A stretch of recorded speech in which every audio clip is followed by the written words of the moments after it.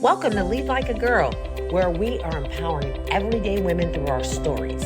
I'm your host, Jessica Smith, and I began this journey by sharing my life story. Now, I've joined forces with my longtime friends, Jamie and Corlin, to keep this party going. We met many years ago as young sales girls in our 20s, driven and quickly rising to the top of our industry. As the years went on, life happened, and we all found ourselves in new companies and completely different industries, still striving for success in it all. Career, family, faith, fun. Now, it wasn't easy, but we never stopped moving.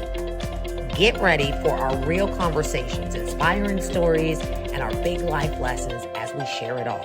The good, the bad, and the funny. Welcome to Lead Like a Girl. All right. Hello. Welcome to another episode of Lead Like a Girl. I am your host, Corlin Messer, and I'm here with my one friend, Jessica. We are also, if you listen to our last week's episode, we are down a lady. Jamie's great. She's just not with us right now, and she'll get us all caught up when she's back. So you've got the two of us. And I just want to remind you before we get started, we are all over social media. So make sure as you're listening to this, give us a like, give us a comment. We are on Facebook, TikTok, YouTube, leadlikeagirllab.com is our website. We've got tons of great fall merchandise, all over year-round merchandise if you're listening to this outside of fall time. But please give us a share. We need to have, we're looking at expanding our listenership, and we'd love to have your help. So to kick things off, Jessica, how was your weekend? Well, you know what? The week went by fast. I don't know about you, and some people say this happens as we get older, but I feel like it was Monday and then it was Friday, which is cool that it's Friday again. But I'm like, where the hell did the week go? So the days are just flying by. I feel like it's going to be Christmas real soon. Yeah, don't rush me. Yeah. I'm a solid believer in October is Halloween, November Yes. is Thanksgiving, December is Christmas. There's no Christmas early. I don't like to set up Christmas lights in October. I'm very compartmentalized. Like I like to enjoy the season and not have too much or too little of either one, is my opinion. Yes. Probably I'm totally people want to fight judgy. me for that. That's okay. Right. I was going to say, and I'm totally judgy of those other people because I'm like, what the hell? You have nothing else to do? It's too early for this. Yeah. Like, I know, right? Like there's like Santas and reindeer, and it still leaves like orange leaves on the trees. It's fall. Like we're like, don't rush me. Don't rush me. You know, it's funny. I was looking when I was getting ready to do this podcast, and spoiler alert, we're talking about perfectionism. As I'm coming in today, we had church. I had a soccer game. We had a birthday party. I had to squeeze in my little guy getting his haircut. It's our neighborly dump days, which is like you can clean out your entire house, like anything you want to throw away in our local trash dump zone. We'll take anything that you have. So it's like a forced fall clean and spring clean. So I've been doing all this stuff, and I looked in the mirror and I'm like, this is what we're going to have. I got a hoodie on. I did throw some lipstick on, but that's about where we're at today. And it's a very cute hoodie, by the way. It is. So if you're looking at merch, I got it on. Check out our YouTube site and you can see it. So like I mentioned, Jessica, we're talking about a little bit about perfectionism. And I think collectively it's good to want things done right. But sometimes I think as women, we can go a little overboard. This can be a little bit of a detriment to our personalities. Before we get into all things that, I do have a kind of a fun first minute fast question for you. And that is, how did you know you might struggle with perfectionism?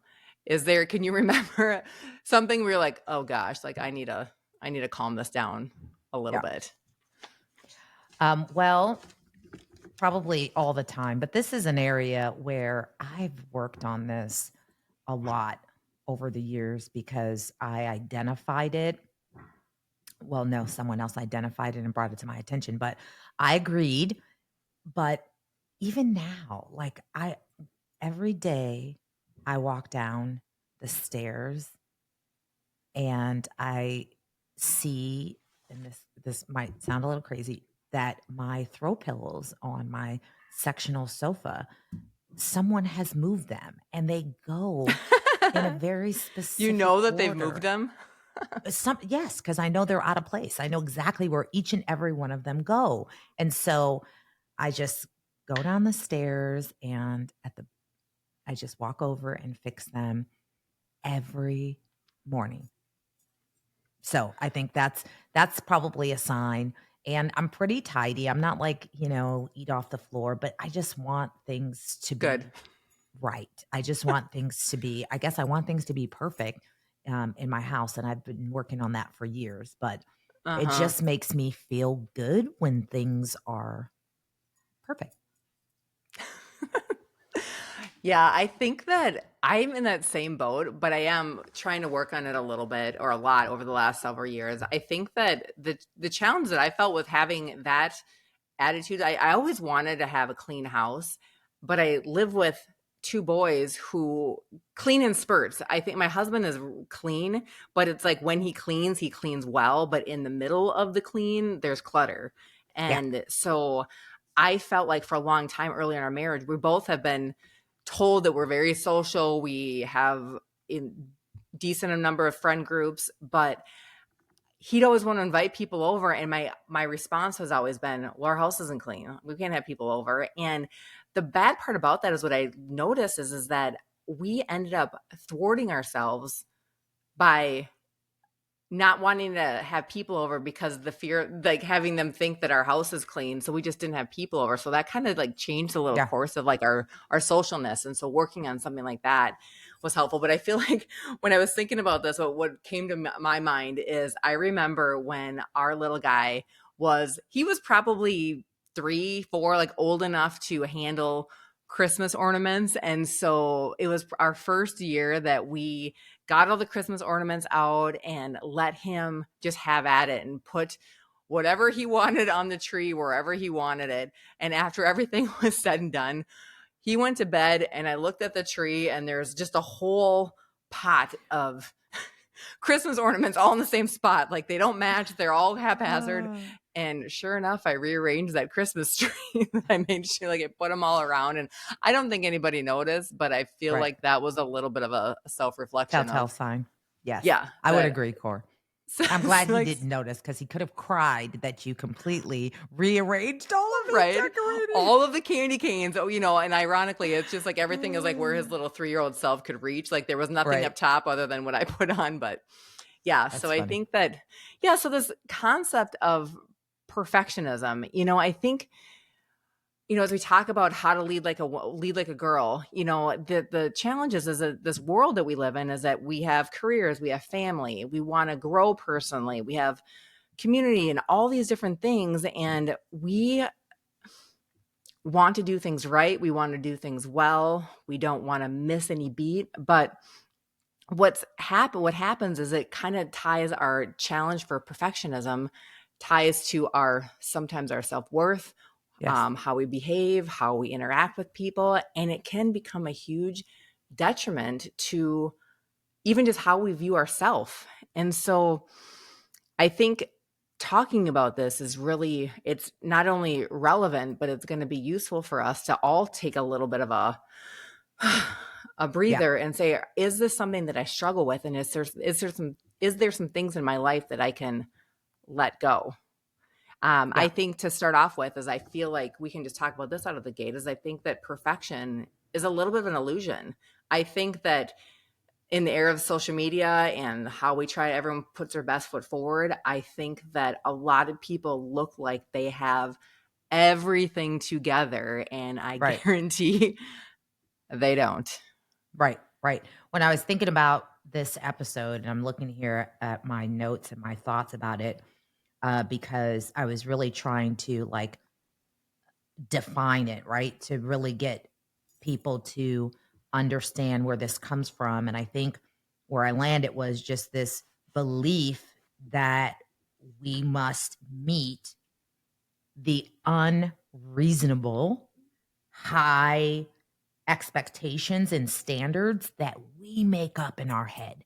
And that's kind of Mm-hmm. where I started when I think about it. And I think that if we start there, I think that kind of helps us, or at least it helped me really try to undo some of those habits, because it's habits. And we talked a little bit on the last episode about being competitive. And for me, that's kind of where it started, because I do have that competitive spirit and I always wanted to be the best. And there's only one number one. And in order to be number one, you have to be the best. And it is sometimes it's crippling. So you got to undo those habits and be intentional about, all right, how can I really set more realistic expectations and stop comparing myself to other people and thinking that I have to be perfect, that everything has to be perfect, because at the end of the day, it's just driving myself crazy. Mm-hmm. Yeah, and I think for me a little bit, I would 100% agree with that. We talked about that again. I am also in that competitive block. But I also feel that in my own life, I think that there is this unrealistic expectation or this thought that I think if I don't have it together, or if I missed something, if I made a mistake, then I have people judging me or thinking that I can't do this or that I'm subpar in some way. And that I feel that, well, if I'm in control, if I make it happen exactly the way that I want it, if I micromanage things to make sure that things happen exactly the way that I see that they should, I can skip over that. So I think that as it falls into this perfection also is the counterpoint, or the complementary feeling to that is really caring way too much about what other people think about you. Yeah. Yeah. And Yeah. we That's just good. have to let that go. Yeah, because it's just like anything else. You know, sometimes we complain about things. And I think when I think about this, there's a piece of this that is really it's on us, right? Like I was saying, we create this. We're comparing ourselves, and I think it's gotten worse when we think about life before social media. I think it's gotten way worse because now, like to your point earlier, we're seeing all these people and everything is so perfect, and she's perfect and she's working out, her body's perfect, her life is perfect, her children are perfect, and we set those expectations based on um, comparing ourselves. And then there is the piece of the judgment from others. That's two separate things. So I think it for me, it's thinking about it from myself and then from others. And then socially, like, especially when you're a professional. And we all know, we talk a lot about being in male dominated industries where we're showing up and we're comparing ourselves to our male counterparts. And then we Mm-hmm. start, again, trying to perfect things. And who the hell says that the way they're doing it is perfect, right? It's like, Right. it's actually not. But I think it's more coming from self at the end of the day is my point. And we just have to not worry about what other people think, set those realistic expectations for ourselves, and just know that it doesn't have to be perfect. I'll give you an example. When I was getting my master's, just after finishing my bachelor's, which I joke and say it was harder than being a teen mom, because but guess what? School's no joke, man. I wanted all A's, and I wanted to be on the dean's list, and I wanted to Mm-hmm. graduate all the cum laude, whatever. And guess what? I did. And after I did that, I was like, shit, my sister had to remind me. She's like, you do know no one cares about that, right? You make your own life harder on yourself. She's like, just get the damn degree. And that master's, and I'm not saying I still got decent grades, but I had to change my mind, because that first 4 years, I was just chasing perfection and it really took a toll on me. So that Mm-hmm. master's, I was like, I just need to get through this. I just need to keep my head above water and get through this. And that helped me out a lot. Yeah. Yeah, I think that because that the perfectionist part of it shows up personally, and I feel like we can relate to that, but it does trickle over into our professional lives. And sometimes it just gets mismarked as I'm an overachiever. I like to get things done. I want to be involved with all these different things. And really, at the end of the day, it's the same thing. Right. I think that, and I don't think that there's an employer out there that wants to tell their employees like, hey, you don't have to give me your best. Give me your 80%. Right. But in that same breath, though, I think that a lot, and there's a lot of things, I was listening to this other podcast that I listen to from time to time. His name is Craig Rochelle, and it's like a leadership podcast. And I remember this resonated with me. He was talking about what leaders do well, and one of his points on his list was, if you can do something, or if one of your employees can do something 80% as good as you, delegate it. Let it go. And I thought, I sat on that for a minute, because it seems really easy, but I thought that, man, am I going to fuss about that 20%? Because that is a mental choice that you have to say, okay, this person isn't going to do it the same that I'm going to do it. But if it's 80% there, is it good enough so I can take that whole chunk of time and focus on what I really do well, or think of a new idea, or think of a new plan, or work on some other big project? But that's a big deal. It's hard. Have you had to wrestle with that a little bit? It's a great point, and it's a great way to look at it. Delegating is something over the years as a leader that I struggled with. And I really had to get past it, because if my goal was always to grow and develop leaders on my team, and I couldn't give them the opportunity to really build those muscles if I didn't delegate things. So that's how I got over, is because I always have to figure out a way that I'm like, okay, what's more important? The end result is that you want to grow and develop people, or you just want to be crazy and have everything exactly how you wanted. And my husband has to remind me all the time. He's like, because I'm like, listen, there's only a wrong one. It's either right or wrong. Seriously, you either leave dishes in the sink or you don't. And he's like, yeah, but if one fork in the sink is going to make you crazy, I'd rather leave the fork in the sink. It doesn't bother me, right? I'm not gonna let a fork make me crazy. And so it's just realizing that it's all about how you look at it and your mindset. But I think that's a perfect example. But it's learned. You have to make it a habit. You have to undo the bad habits. Right. I think the point that you made, though, is that the differentiation is that are we doing things for me and myself, or are we working for a greater purpose? And to your point, that your purpose was, I want to grow and develop leaders, and leaders or people can't develop into leaders unless they feel empowered, and you can't feel empowered if you're not doing anything, so there is this and I think that delegation is not just outsourcing tasks, like, can you do this, but can you actually let go of a project and let somebody else have their hands in it, and also be able to give them the credit when they knock it out of the park?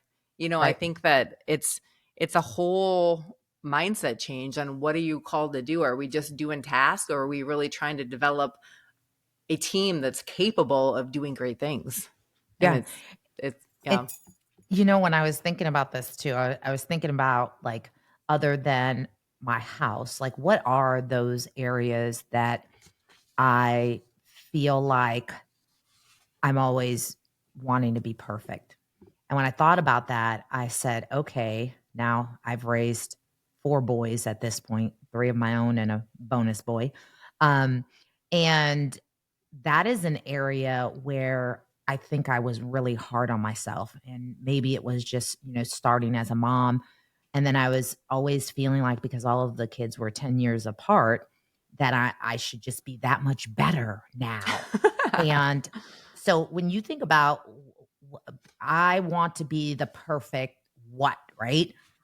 Mom, to me, is one of those areas. And I think realizing that, first of all, whoever made up that practice makes perfect, it's not real, right?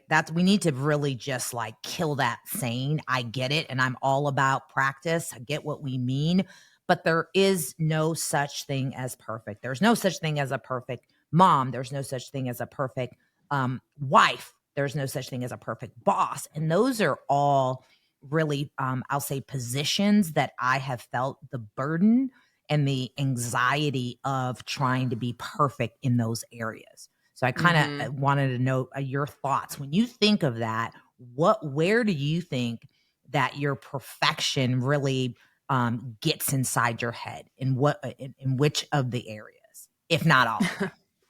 I mean, it really is. It's all of them. And I think that we've talked about this on prior episodes, but I think that when I have a vision of where I think my life should be in terms of my career, what my son should be doing in terms of what he has, the things that the way that I feel like my husband should take care of me, the way that I should get treated at work. It's interesting because I think sometimes where I really get bottled up is that I might have those things in my head that I'm thinking in this vision. But unless I let anybody else in the circle that this is my expectation, Right. that I have, that I think that that's really probably the crux of the problem is that I have a vision of what this should look like. But if nobody else knows, it's constant conflict of like, why aren't you doing this? And my husband's like, did you ask me to do that? I'm just expecting that he should know how to treat me, and my little guy should know how to behave in a certain. But it kind of goes back to a little bit of that, like if the what is it that saying that we like? If the teacher hasn't taught, the student hasn't listened. But it's really me communicating expectation and also making sure that those expectations are realistic. I mean, I think that goes into a lot of the challenge too, Liz, is that my son is 10 years old, and I have thoughts of him like he should be able to sit still. He should be able to sit down and do his homework. And we have him in piano, but he's also in soccer. And I really try hard not to make him overcommitted, but stay busy while he's doing these things. But I was talking with his teacher because he was having a hard time paying attention in school. And I'm like, well, we got to get on. But she reminded me, he's like, she said, he is a 10-year-old boy though. And it's hard for boys to sit still. So it's like he can't sit down and do a marathon hour-long piano lesson. He should be able to do it 10 to 15 minutes and take a break and come back to it. Like you have to have realistic expectations. And I think that's the case with him, with my husband, with my work, with personal, everything. Well, and again, tying this into what we're talking about, because it's really important when we talk about how do we overcome this, right? How do we overcome this? And these are the things that I think we need to do in order to overcome this. And that is, we talked about setting realistic expectations. And then to your point, making sure that you don't hold others hostage to your unrealistic expectations. Once you Thank you, therapist Jessica. And then, oh man, I've got such high expectations for everyone, and it's well, but you know what? To be fair, because again, I'm with you, sister. I'm in the same boat. So, but to be fair, we also hold ourselves to these expectations. So it's not like we're holding, because I know that there are some people that expect a lot from others. And the other day, my husband said, do you realize you are really high maintenance? Like you ask a lot. Do you realize? He said, you ask a lot of me, like a lot. And he goes, I don't think I ask that much of you. I go, no, you don't, because you don't have to, because I just do the things that you need me to do before you have to ask. Mm-hmm. That's a good husband right there. I mean, that's just the truth. So what else do we have? How do we continue to work on overcoming this? You know, one thing I was thinking is that over the last, I don't know, few years where I've been trying to work on this and die to this idea that everything needs to be perfect is at some point you have to really decide done is better than perfect. You know, if you are constantly spinning your wheel and trying to make, well, let me just tweak it a little bit, or I've worked on projects sometimes where I am writing something and I have rewrote this thing 4, 5, 6 times because it just isn't exactly what I want to say. But I've got a pile over here growing infinitely because I'm focusing on this one thing, and just let it go. Just let it be done. And so you can move on to the next thing, because otherwise I feel like you just end up spinning your wheels with a lot of different things. Like you just have to, like, it has to be okay. And same thing with your house too. Like you think of like when we have people over, I think that having generally things picked up off the floor, dishes done, maybe I didn't get to dusting or we didn't vacuum the carpet exactly the way that we should have, but it's done and it's better than nothing. Oh, you're going too far. I'm How sorry. many guests are we talking about, Cor? Is there a margin? Like if there's 15, then it has to be perfect. But if there's 7, then it's all right. I don't really have friends, you know that. So I don't do gatherings. I mean, every now and then there might be, someone that ends up over here. But when I was thinking about this, I'm looking here on my notes, and one of the things that I have is self-compassion. And it's really, I talk about the other day I was talking about my board. I do have my affirmations up on my board now, but really giving yourself grace, right? And compassion. And like you said, like I just have too much to do. And I also, one thing that I've done, because I'm going to touch on what you said about writing something. So I think everybody knows this. If not, since I started the beginning of this podcast, I have never listened to an episode. I have never re-recorded anything. And the reason I have done that is because I know myself. If I go down that street, it's dark and it will be re-record after re-record. Oh my God, I shouldn't have said that. Oh my God, I can't believe that came out of my mouth. I did not want to share that.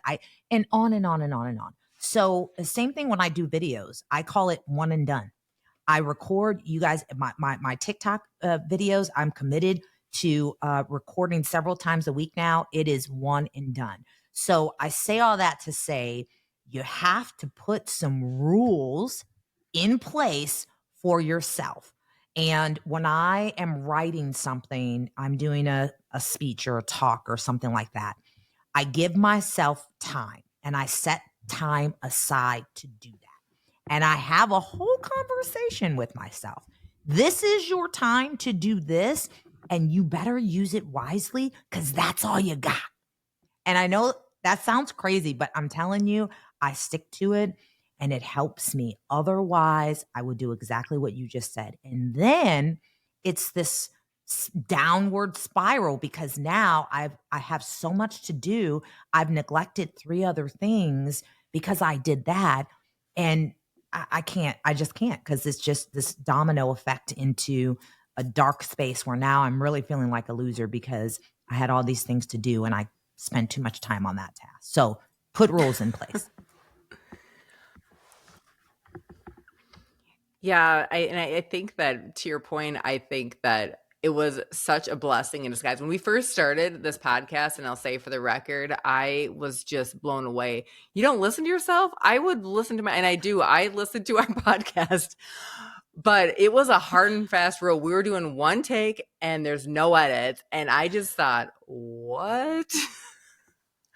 But that's a lesson learned for me. And I will say that I will give you a high five for that, because I can, now that we're 21, 22 episodes in, I can see how even just one take, like, let's do that again. You lose the authenticity. You lose, and you just lose the that in the moment creativity. Because we've had to re-record 1 or 2 episodes because of technology snafus. Yeah. And it just, knowing what I'm going to say and I know what you're going to say, you just don't have that genuine response back too. So I think there's probably a lesson in life there too, is that if we try too hard to become perfect, whatever, you do lose a little bit of who you are because you're trying to be something that you're not. Yeah. Yeah. And I don't know if this is kind of veering off topic, but it just made me think of it as, and that same thing holds us back from opportunity. And it's a fear.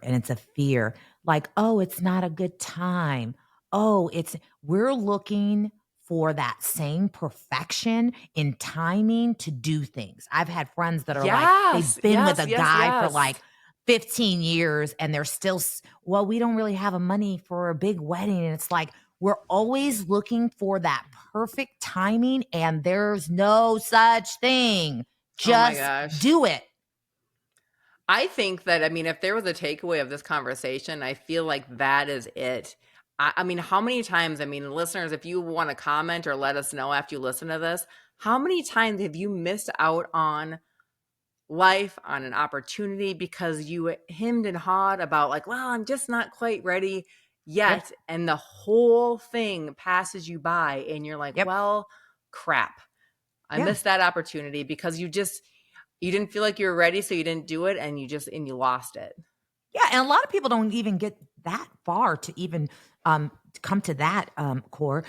They're actually still saying, I'm going to get to that. It's just not the right time. So they haven't even identified. So I hope a light bulb goes off for somebody listening where they realize that there's no such thing as perfect timing, that you're looking for the perfect timing and you're wasting your freaking time.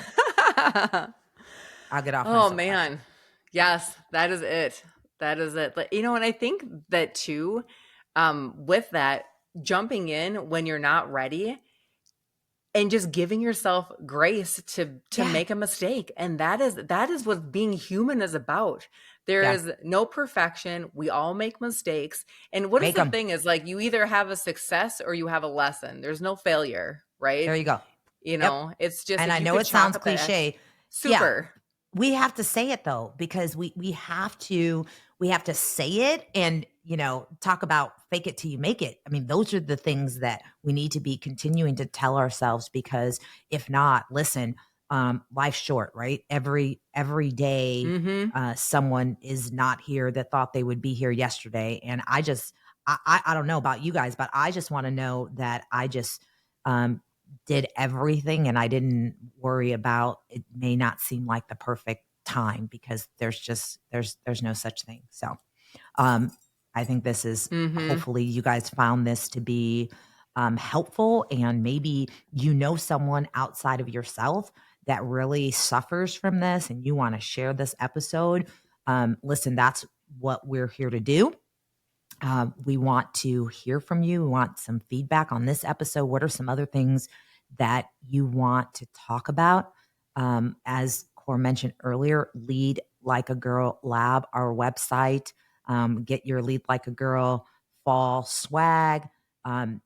Follow us on all social media, TikTok, Facebook. Watch us on YouTube. And hopefully you will share this episode and found value in, because I know I did. This is going to help me walk into the week, Core, seriously. Like, I'm going to be texting you like, all right, I gave myself some grace today, because it's a work in progress. I've come a long way, but I'm still working on it. And this is going to be my focus for the week. Thank you. Good. Thanks, Jess. This is great. Well, that's what we got. Until next time, continue leading like a girl, and we'll see you next week. See ya.